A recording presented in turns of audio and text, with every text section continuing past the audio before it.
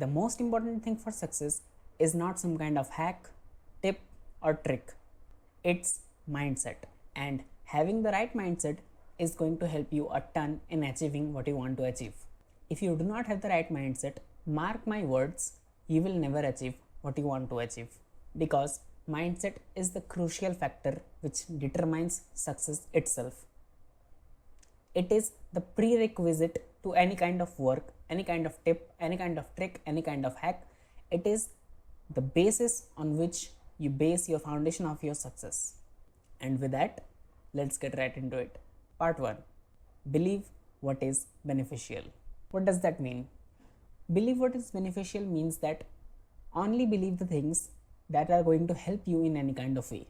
If you believe the things that are not going to help you in any kind of way, then you are simply wasting your brain power.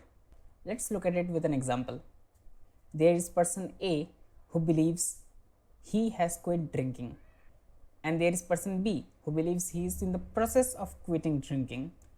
Who do you think is going to be more successful? This is so powerful because beliefs shape your identity.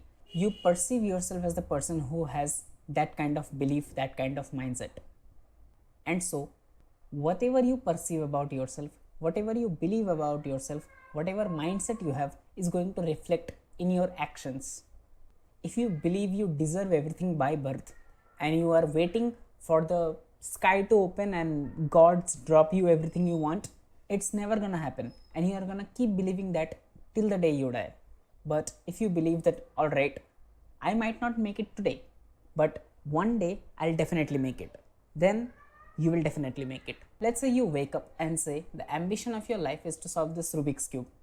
At first you could not solve it because it's my Rubik's Cube, not yours, but getting on to the point, if you believe that you want to solve Rubik's Cube and you try indefinitely, then one day for sure you will definitely solve this damn Rubik's Cube. Not this one, because this is mine. Now, what I am getting onto is whatever you believe can be done. Whatever you don't believe can't be done. It's that simple. Part 2. Stoicism. Now, I will not go into the depths of Seneca and Epictetus and Marcus Aurelius and meditations and all of that. What I want you to remember is the key definition. It does not even have to be that you remember Stoicism. You just have to remember this line. You can't control what you can't control. It's that simple. Yet most people overlook it. Most people obsess over what they can't control, what they specifically can't control. Whatever it is, something which causes even the tiniest bit of uncomfortableness or inconvenience, people blame their luck, people blame this, people blame that, but no one is willing to accept the fact that, alright, it happened. Now what? Because the thing is, you complaining about something is not going to help it, because the thing already happened. Now you have two options. 1, cry about it. 2, actually solve it. And which do you think makes sense? And I want you to remember that being born does not guarantee shit. You could have died in the first few minutes of your being born. It does not guarantee shit, whether you are the son of a king or the son of a beggar. It does not mean shit. What means is what you make out of it. And so, as I said in my previous video, stop living in the goddamn past, because it already happened. What else you are gonna do? Since it already happened in the past, the only direction you have is move forward, and for moving forward you need to step, and for stepping you need to be in the present. So goddamn be in the present moment, not the future, not the past. Be in the goddamn present. Part 3. Don't develop a weak mentality. Weak mentality means a mentality that is not serving you and instead harming you without providing any proper results. What I mean is, if you think you are depressed, is that going to lead you somewhere? Will that contribute to the betterment of your life and future in any way? It will surely not. So why keep holding on to that belief that is never going to serve you? Only believe the things, as I said in part 1, which benefit you, which by definition means stop believing in the things that are holding you back. Alright, you might have had your share of experiences. Alright, you might have had your share of traumas. Alright, you might have had this, that, whatever. But that does not mean that you get to justify your current acts of lethargicness in terms of the past traumas you had. And modern day is very good at doing this, or I should say modern day is very bad at doing this, because modern day is promoting the trauma culture, the culture of being weak, of being vulnerable. And I would say it depends on you who you wanna be, but the thing is, success always helps. Now if your ambition in life is to be a man who smokes weed and like is an idiot, then go ahead. It's not me who is gonna judge. Even the weed people need their customers, so somebody has to do it. But if you know you are not gonna end up like that, you know you have to be diligent, you know you have to get successful because you want to live a rich lifestyle, not in just the money rich, the rich in experiences, the rich in nature, the culture.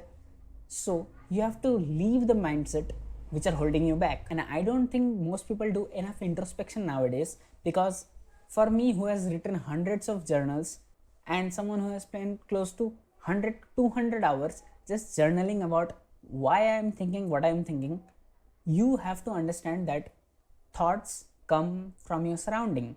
You don't just make up thoughts. Let's say we do an experiment. A kid is born in a home where there is no one. In that room, he stays alone. He has never made contact with anyone. He just gets his food somehow scientifically through gamma rays or something. He basically is isolated from the rest of the humanity. Do you think he will have the same belief sets as humanity? Definitely not. This is because he has never been given those ideas. And so you have to understand your root causes of whatever you think your beliefs are.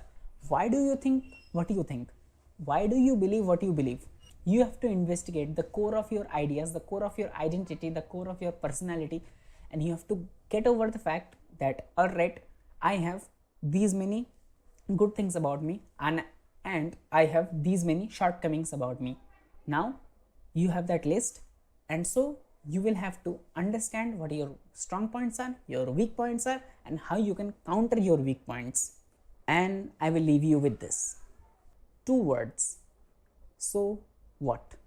Alright, something bad happened to you. So what? Something good happened to you. So what? Life is gonna continue. It's not over till the day you die. It's just as simple as that. It's not over till the day you die.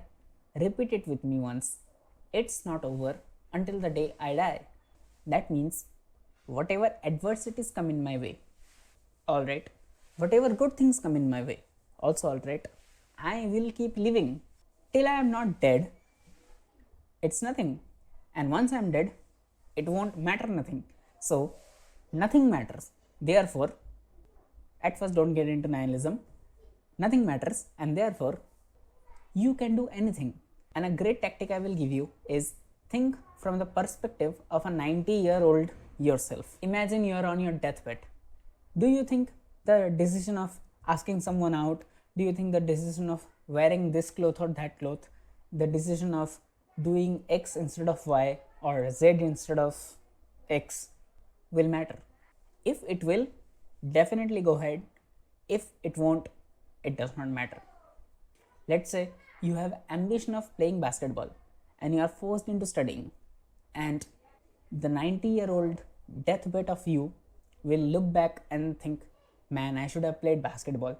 Then definitely go with basketball. But if it's between, I don't know, eating meat or eating eggs, then come on, just choose something and eat, man. And so with that, start if you haven't already.